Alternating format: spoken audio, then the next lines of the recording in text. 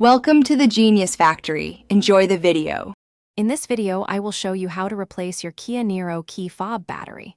First, you'll need a small flathead screwdriver and a fresh CR2032 battery. Begin by locating the small release button on the side of your key fob.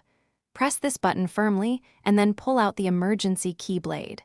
This step is crucial as it reveals the slot you'll use to open the fob casing. It's a simple first step to get you started. Now that the emergency key is out, insert your small flathead screwdriver into the slot that was just revealed.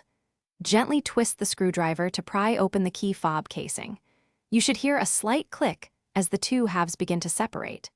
Carefully pull the two halves apart, being mindful not to damage any internal components.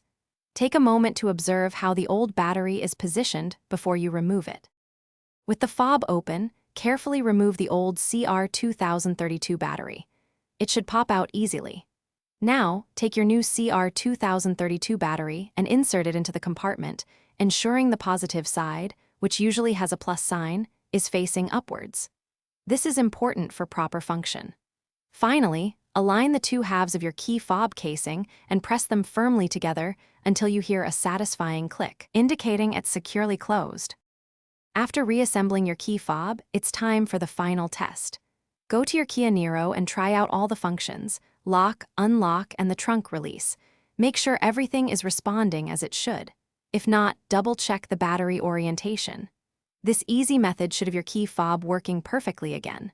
Also, for those who love to read, check the description for a link to the new Kindle Paperwhite and other great deals. Thanks for watching.